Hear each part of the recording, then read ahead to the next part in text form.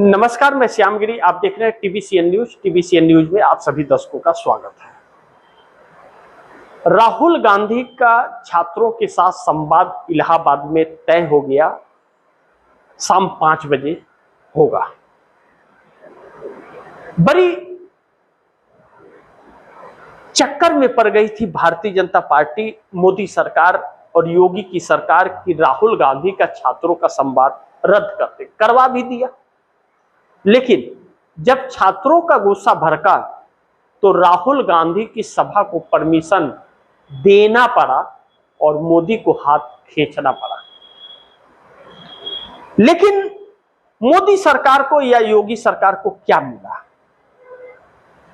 और भी छात्रों के अंदर नफरत पैदा हो गया मोदी सरकार को लेकर कि एक उस शख्स का जो छात्रों का मसीहा कहा जाता है, हमदर्द कहा जाता है, दर्द बांटने जाता है, उस राहुल गांधी के सभा को टांग अड़ाने का कार्य कोटा में टांग अड़ा दिया, देहरादून में टांग अड़ा दिया, इलाहाबाद में अड़ा दिया, फिर बिहार में अड़ाएगा। तो यह मोदी सरकार के लिए उल्टा पड़ रहा है। लेकिन छात्रों का रिएक्शन जो आया सरकार के प्रति राहुल गांधी का प्रोग्राम रद्द करने से, वह कहीं ज्यादा नुकसानदायक भारतीय जनता पार्टी के लिए था और आखिरकार परमिशन भी देना पड़ा। अब राहुल गांधी शाम 5 बजे छात्रों के साथ संवाद इलाहाबाद में करेंगे और कहा जा रहा है 1.5 से 2 लाख बच्चे उसमें आएंगे। यानी कि 2 लाख बच्चे नहीं हुए, वह 2 लाख परिवार हो गए और 4 महीने बाद उत्तर प्रदेश का चुनाव है। अब ऐसे में सरकार बैकफुट पर है।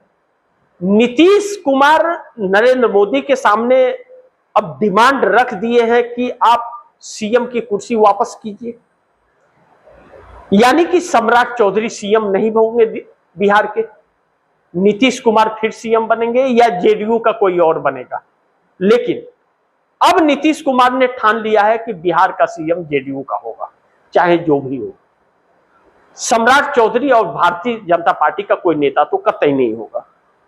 इसका मतलब नीतीश कुमार अब मोदी के सामने झुकने वाले नहीं हैं। तो 85 एमएलए और 12 सांसदों की ताकत का एहसास मोदी को दिला रहे हैं।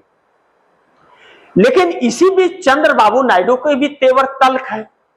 चंद्रबाबू नायडू भी मोदी के साथ खड़े नहीं हो पा रहे हैं। मोदी जो डीलिमिटेशन बिल लाना चाह रहे थे तो चंद्रबाबू नायडू अंदर अंदर मास्टर स्ट्रोक खेल रहे थे और आखिरकार डीलिमिटेशन बिल अधेड़ में पड़ गया, सहमति नहीं बन पाई और सोमवार तक के लिए सदन स्थगित कर दिया गया। अब बड़ी महत्वपूर्ण यह है कि मोदी और शाह को लेकर के लगातार प्रतिदिन विपक्ष एकजुट होकर के प्रदर्शन कर रहा है कि चंदा चोर कहां मिलेगा बीजेपी के दफ्तर में, 56 इंच का छोटा बंदर, भाग नरेंद्र भाग नरेंद्र, और गूंगे बहरों की सरकार, तरी पार तरी पार। छात्र भी अब नारा लगा रहे हैं और विपक्षी पार्टियां भी नारा लगा रही हैं और अमित शाह मोदी भाग रहे हैं। इस बीच चंद्रबाबू नायडू के पास एक रिपोर्ट आई और मोदी सरकार के पास भी ब्यूरोक्रेसी की रिपोर्ट है कि अब जनता के बीच शून्य हो गए हैं मोदी। तो हालांकि मोदी इंस्टाग्राम पर अलग अलग रील बना करके रिझाने का और भ्रम डालने का काम कर रहे हैं, लेकिन कितना छात्र इनके लपेटे में आएंगे जब सब देखने वाले सिर्फ गाली दे रहे हैं, देख रहे हैं सिर्फ गाली देने के लिए कमेंट में। तो कमेंट किसी को करना है तो उसके रील को देखना भी पड़ेगा, देखोगे तभी तो गाली दोगे आप, तो उसके लिए देख रहे हैं। अब मोदी सोच रहे हैं कि लोकप्रियता बढ़ रही है लेकिन गाली देने वालों की तादाद बढ़ रही है। फर्क यह है। तो फिर अब जो सी वोटर के सर्वे ने कहा था, पिछले कार्यक्रम में मैंने आप दर्शकों को बताया था कि 86.8% वोटर्स इनके खिलाफ हो गए। तो चंद्रबाबू नायडू के पास जो कैश एटीएम कार्ड था ना, वह एटीएम कार्ड दे मारे मोदी पर फेंक दिए कि नहीं चाहिए आपका कैश, आपके साथ हम नहीं खड़े हो सकते, क्योंकि मोदी के साथ जो जो खड़ा होगा उसका राजनीतिक करियर तबाह हो जाएगा। जब भारतीय जनता पार्टी के अंदर ही लोग अपने ही प्रधानमंत्री और अपने ही सरकार के खिलाफ हैं, तो सोचिए क्यों हैं। और दूसरे अगर छोटे दल उसके साथ खड़े हों तो क्या उनके पास समझ नहीं है कि जब इन्हीं के लोग इनके खिलाफ हैं तो क्यों खिलाफ हैं, जरूर कोई बात होगी। तो मोदी और शाह ने तो किसी को नहीं छोड़ा, ना नीतीश को छोड़ा और ना नायडू को छोड़ा, सबको धमकाया, सबको हटाया। नीतीश कुमार को कीड़े मकोड़े की तरह निकाल करके सीएम की कुर्सी से फेंक दिया, जबकि 25 से 30 फिर से नीतीश नारे के साथ सरकार आई थी।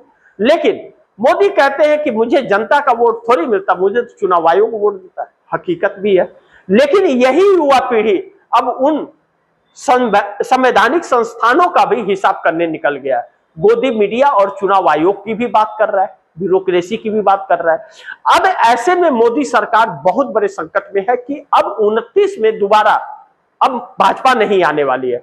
इस बात का एहसास ब्यूरोक्रेसी को हो गया है और इस सरकार को हो गया है। तो यह सरकार अपने बचने का अलग अलग तरीका अपना रही है, लेकिन ब्यूरोक्रेसी सारे इंफॉर्मेशन इस देश के leader of opposition Rahul Gandhi को भी दे रही है। तभी तो सूचनाएं आ रही है, और राहुल गांधी कह भी रहे हैं हमें तो भाई ब्यूरोक्रेसी से सूचनाएं आती है, पीएमओ दफ्तर से सूचनाएं आती है, तो मोदी तो बताएंगे नहीं। अब सबसे पहले जब देश की हवा और रुख का पता ब्यूरोक्रेसी को चलता है कि किसकी सत्ता आने वाली है और किसकी हवा जाने वाली है, तो वह उस हवा के साथ अपने रुख को बदल देते हैं।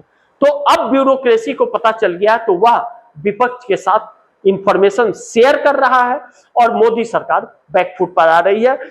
इस वक्त जो इंडिया गठबंधन की रणनीति राहुल गांधी बना रहे कारगर साबित हो रही है और नेतृत्व राहुल संभाल रहे हैं इंडिया गठबंधन का, तो मोदी बैकफुट पर जा रहे हैं और मोदी सरकार को डर के साए में मोदी सरकार जी रही है। राहुल गांधी के इस नई रणनीति ने जो छात्रों से संवाद और छात्रों के साथ, राहुल ने खुला ऐलान किया कि छात्रों के साथ हैं, मोदी सरकार का संकट शुरू हो गया और सरकार चली भी जाएगी, क्योंकि भाजपा पर भी बोझ, सरकार पर बोझ, गठबंधन पर बोझ और आरएसएस ने पलट गए। आरएसएस मोदी के साथ छोड़ दिया और छात्रों के साथ आकर के खड़ी हो गई।